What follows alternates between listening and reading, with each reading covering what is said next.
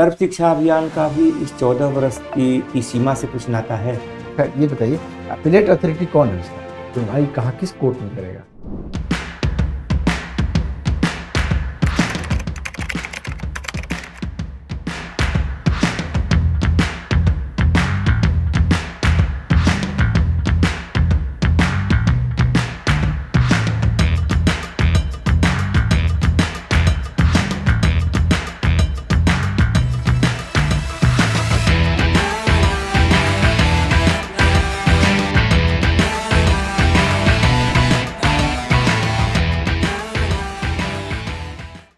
मैं comment sir.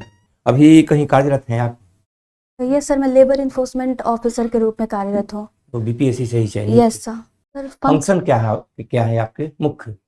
हमारा मुख्य फंक्शन सर ये होता है, एक तो जो हमारे डिपार्टमेंट का जो भी लेबर वेलफेयर को लेके जो भी स्कीम्स है उनका इम्प्लीमेंटेशन करना होता है सर।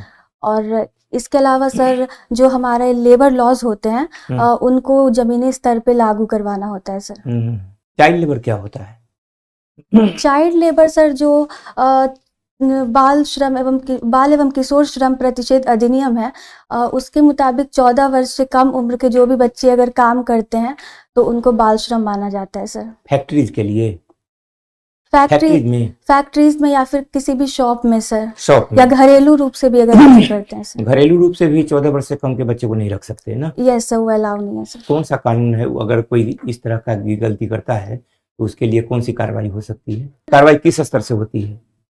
इसके लिए सर ब्लॉक स्तर से कार्रवाई शुरू होती है और जो बाल एवं किशोर श्रम प्रतिषेध अधिनियम है उसके तहत सर रूल बनाया गया है कि उस चाइल्ड लेबर को हम लोग रेस्क्यू करते हैं सर। और फिर जो नियोजक होता है जिन्होंने उसको नियुक्त किया होता है उसके खिलाफ सर एफआईआर की जाती है और बच्चे का सर जो पूरा पुनर्वास का प्रक्रिया है वो हम लोग करवाते हैं सर। उसको CWC जो चाइल्ड वेलफेयर कमेटी होती है उसके पास लेके जाते हैं और बच्चे को sir district child protection unit में रखा जाता है सर। उसको चाइल्ड प्रोटेक्शन में आप रखेंगी या उसके अपने गार्जियन को लौटा देंगी आप उस बच्चे को? सर उसको सामान्यतः ऐसा बच्चा तब आता है काम करने जब उसके परिवार की आर्थिक स्थिति इतनी कमजोर होती है कि उसके माता पिता सोचते हैं कि हम उसको पूरा वजन दे नहीं सकते हैं, तो हम किसी ऐसी जगह पर रख दें जहाँ थोड़ा सा काम भी करे और भोजन भी मिल जाए। यस सर, तत्कालिक रूप से हम लोग उसको रखते हैं डिस्ट्रिक्ट चाइल्ड प्रोटेक्शन यूनिट में और फिर सर उनके पेरेंट्स को इन्फॉर्म किया जाता है और उनको बुलाया जाता है।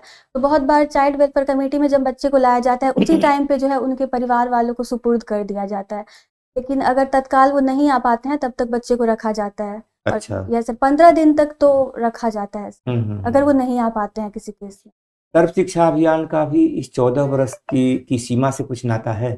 सर्व शिक्षा अभियान का भी इस 14 वर्ष की जो सीमा रखी गई है, बच्चों से 14 वर्ष की उम्र तक के बच्चों से काम न लिया जाए इस तरह के, उसका कुछ नाता है क्या? यस सर, जो 14 वर्ष तक के जो भी बच्चे हैं उनके लिए निःशुल्क शिक्षा का प्रावधान किया गया है राइट टू एजुकेशन एक्ट के तहत और आर्टिकल 21A में भी सर ये प्रावधान किया निःशुल्क शिक्षा। अच्छा, प्रावधान तो किया गया लेकिन उससे कुछ नाता है ना?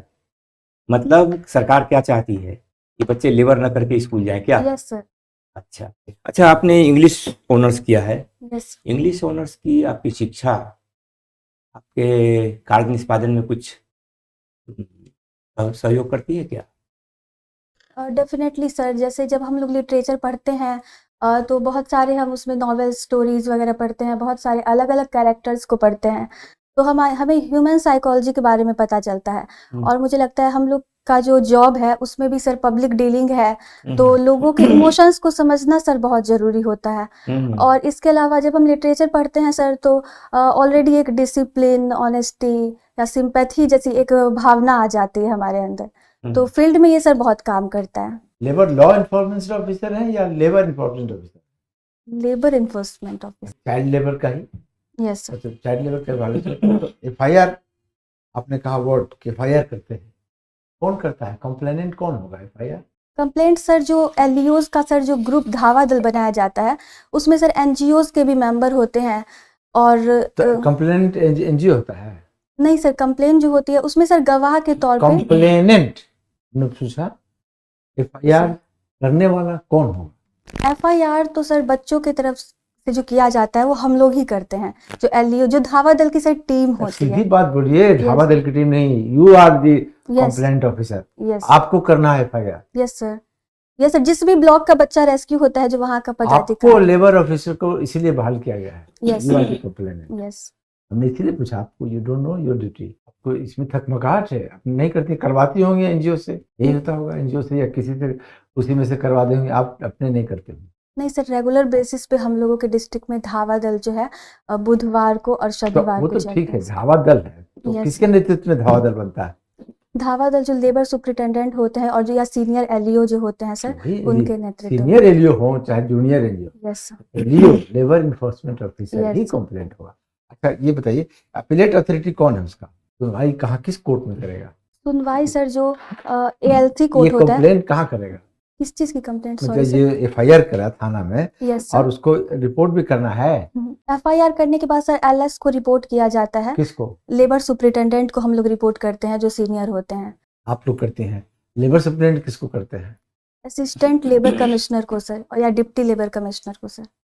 पता नहीं, अब तो नया लॉ हो गया होगा, हम तो I am not aware, but SDO is the appellability, SDM के कोर्ट में ही आपको कंप्लेन करना है। अब नया लॉ हो गया, हम नहीं जानते, हो सकता है चेंज हुआ हो। एसडीओ ऐसा हुआ है एसडीओ के कोर्ट में? सर फिलहाल तो हम लोग यहाँ असिस्टेंट लेबर आप तो कमिश्नर जो आपके है। असिस्टेंट लेबर कमिश्नर उनको कहते होंगे, वो Yes, sir. करते होंगे एसडीओ के, एसडीएम ही Yes. उसमें अपीलेट अथॉरिटी था पहले, माइट भी हो सकता है, देखिएगा उसको। अच्छा ये बताइए कि चाइल्ड लेबर जो है, अभी आप बात कर रही थी कि उसके गार्जियन को बुला के उसको दे देते हैं, नहीं आते हैं तो रखते हैं। आपका जो अपॉइंटमेंट है लेबर लॉ वेलफेयर डिपार्टमेंट भी है, यही नियम है, गार्जियन को दे देना है। Are you sure? सर अगर गार्जियन आते हैं और अगर बच्चा जाना चाहते गार्जियन चाहते हैं तब, लेकिन sir. आपकी क्या ड्यूटी है? रिहेबिलिटेशन का प्रोग्राम है? यस सर तब यस सर आप तो बता ही नहीं रही। Yes sir. उनको पुनर्वास, उनको पढ़ाना है। यस सर, पुनर्वास की सर उनके उसकी पूरी- क्वेश्चन पूछा गया कि गार्जियन सोचता है कि हम उसको अफोर्ड नहीं कर सकते हैं, इसलिए वो डोमेस्टिक लेबर में भेज दिया, आपने पकड़ लिया उसको, तो जिसने रखा डोमेस्टिक उसको तो पनिशमेंट मिलेगा, लेकिन Yes, इस sir. लड़के को रिहेबिलिटेट करना आपकी दायित्व है। Yes sir. आप कहाँ बता रही हैं? तो Yes, इसके तहत रिहेबिलिटेशन का क्या क्या प्रोग्राम है? सर जब बच्चा रेस्क्यू होता है तो तत्कालिक रूप से जो है उसको 3,000 रुपए की जो सहायता राशि प्रोवाइड करवाई जाती है। ठीक है, इसके अलावा सर मुख्यमंत्री राहत कोष से उसको 15,000 रुपए का ठीक है, राशि प्रदान किया जाता है, जिसका एफडी करवा दिया जाता है सर। ठीक और है, 18 वर्ष के बाद 3 महीने के अंदर बच्चे को उपलब्ध कराया जाता है। ठीक है। इसके अलावा जिस भी नियोजक ने सर बच्चे को रखा होता है उसको जो है 20,000 रुपए का जो है ये जुर्माना देना पड़ता है। जो डिस्ट्रिक्ट में जो बाल एवं किशोर श्रम का कोष होता है सर, उसमें वो पैसा जाता है और जी। वहां से वो भी सर बच्चे के अकाउंट में भेजा जाता है पैसा। ठीक है, और बच्चे का क्या होगा फिर भविष्य? उसको पढ़ाने के लिए कोई Yes, व्यवस्था की गई है? yes, school sir. खोला गया है? डिस्ट्रिक्ट चाइल्ड प्रोटेक्शन यूनिट है सर, उसमें उसके थ्रू जो है बच्चों को मतलब पढ़ाया जाता है। और तो सर आप तो ये सब कुछ नहीं बता रही है, आप तो उसके पेरेंट को लौटा दे रही हैं। 15 दिन का तो रखा जाएगा, उसके बाद पेरेंट को लौटा देगा। नहीं सर, हम लोग पेरेंट्स को लौटाते हैं, लेकिन साथ में हम लोग जो है नॉन कैश कंपोनेंट की प्रक्रिया भी पूरी करते हैं। उसके तहत जो है अगर स्कूल में अगर एडमिशन पेरेंट चाहता है कि हम अपने से पढ़ाएंगे तो भले आप लौटा सकते हैं, लेकिन आपकी ड्यूटी है, सरकार ने जो व्यवस्था की है Yes. उसमें उसको डालना है। पेरेंट फिर भेज देगा, पेरेंट ले जाएगा, फिर अपने उसको कमाने के लिए दूसरी जगह भेज देगा। इसलिए आप जो रिहेबिलिटेट करना है उसको आप अपने कस्टडी में उसको ग्रूम करना है। यस स्कूल में है, हॉस्टल है, सब सरकार ने इसीलिए किया है, वेलफेयर डिपार्टमेंट है। Yes sir. हम लोग स्कूल में एडमिशन करवाते हैं सर, अगर करवाते हैं एडमिशन, यस सर, हम ही लोग को ये प्रक्रिया करनी होती है। हाँ तब ठीक है, यही Yes, तो sir. जानना था, लेकिन आप इसको नहीं बता रही थी। तो चलिए ठीक है, आपने हिस्ट्री पढ़ा है, यस अब हिस्ट्री में भी कुछ हम लोग बात कर लें। यस। अच्छा हिस्ट्री में आप तो ऑलरेडी ऑफिसर हैं, कौन बैच में हुआ आपका कंप्लीट किया? 69th बीपीएससी से सर। वो 69 बीपीएससी Yes, sir. तो हिस्ट्री में फ्रीडम मूवमेंट पढ़ा है? यस फ्रीडम मूवमेंट का एक फीचर आपसे पूछा जाए इंडियन फ्रीडम स्ट्रगल का, क्या बताइएगा सबसे most important feature of Indian freedom struggle? सबसे बड़ा फीचर सर अगर कहे तो ये हो सकता है कि बहुत बड़े लेवल पे जनता ने उसमें पार्टिसिपेट किया था और इतने बड़े लेवल पे पहली बार भागीदारी देखी गई थी। दुनिया में ऐसा रिवोल्यूशन कहीं नहीं हुआ है, टेलीविजन में जनता ने पार्ट नहीं किया था, यस सर, किया था सर उसमें तो आप भी। किसी कह रही हैं कि पहली बार देखा? इंडिया में सर अगर देखें तो पहली बार हुआ था, और गांधी जी ने सर इसमें जो अपना पार्टिसिपेशन दिया था और उनकी जो नीतियाँ थी सर, तो वो इंटरनेशनल लेवल पे भी देखा जाए तो अपने आप में सर बहुत यूनिक तो थी सर। कौन सी नीति गांधी जी की? जैसे सर गीता को इससे जोड़ा था, और इसके अलावा लोकल लेवल पे सर उन्होंने बहुत चलिए सारी, ठीक है, अहिंसा की नीति, यस सर, नॉन वायलेंस। आपने हिस्ट्री भी पढ़ा है, ऑप्शनल है, यस सर, और आपका इंग्लिश लिटरेचर ग्रेजुएशन में है, यस सर, याद है ना कुछ? आंसर करने का ट्राई करूंगी सर। ठीक है। अच्छा, हॉबी आपकी मधुबनी पेंटिंग है। Yes what is Madhubani painting? Hindi में बताएं, कोई बात नहीं। केवल इंग्लिश का जब पोर्शन हम पूछेंगे ना, at that time you will have to answer in English, ठीक है? यस। मधुबनी पेंटिंग क्या है?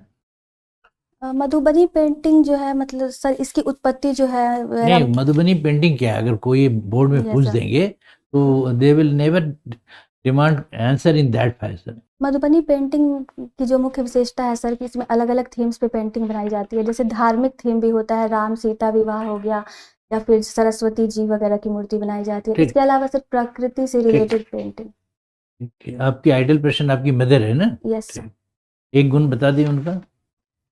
सर मुझे जो पर्सनली जो उनका एक गुण है जो मुझे लगता है मुझे भी फॉलो करना चाहिए, वो ये है कि वो भी सर वर्किंग है, तो जिस तरीके से उन्होंने काम और अपने नहीं, family- एक गुण बताए ना, फिर इनलार्ज कर रहे हैं। कोई गुण है तो जिसको समराइज करके बता दिए गुण। अपने काम और फैमिली को सर जैसे उन्होंने बैलेंस किया है सर। अच्छा, हिस्ट्री में बताइए, जो यूरोप में सामंती व्यवस्था का क्या प्रभाव पड़ा? फ्यूडल सिस्टम समझते हैं ना? Yes sir. What was the impact of that feudal system in Europe? इससे सर जो है असमानता बहुत ज़्यादा बढ़ गई थी सामंतवादी व्यवस्था से, और इसके अलावा जो उनकी जो रूढ़िवादी नीतियाँ थी सामंतों की, तो इसका भी समाज पे सर बहुत प्रभाव पड़ा था। अच्छा, हिस्ट्री पढ़े। रजत रंगनी सुना है आपने? कलन की एक रचना है यस सर, राजतरंगिणी। यस रजत रंगनी। रजत रंगनी में क्या है, किस चीज का वर्णन है? सॉरी सर, एग्जैक्टली मुझे अच्छा, याद नहीं। मतलब हिस्ट्री में बैटल ऑफ प्लासी का सिग्निफिकेंस बताएं। बैटल ऑफ प्लासी को सर जो है भारत में देखा जाए तो उपनिवेशवाद का एक शुरुआत माना जाता है, कि यहाँ पे उन्होंने सर राजनीतिक रूप से अपना प्रभुत्व कायम कर लिया था अंग्रेजों ने यहाँ पे। ठीक। अब इंग्लिश लिटरेचर है, उसमें डिनोटेटिव एंड कनोटेटिव सेंटेंस वर्ड आता है इंग्लिश लिटरेचर में। What is the significance of that word in English literature? Please answer in English, because you did your graduation in English honours, so board will expect that you must answer in English. What is the significance or meaning of that word? समझ गए क्या? denotative and connotative. Sorry sir, I am not able to recall it. अच्छा, can you name a famous nature poet who has contributed lot in the English literature? Yes sir, William Wordsworth, John Keats, Coleridge, You P. tell some of important creation of those poets. Yes, sir. For example, William Wordsworth, Daffodils, John Keats, What was the theme of Daffodils? Daffodils. The main theme of Daffodils was the flower, that is daffodils, and the beauty of daffodils, sir. Oh.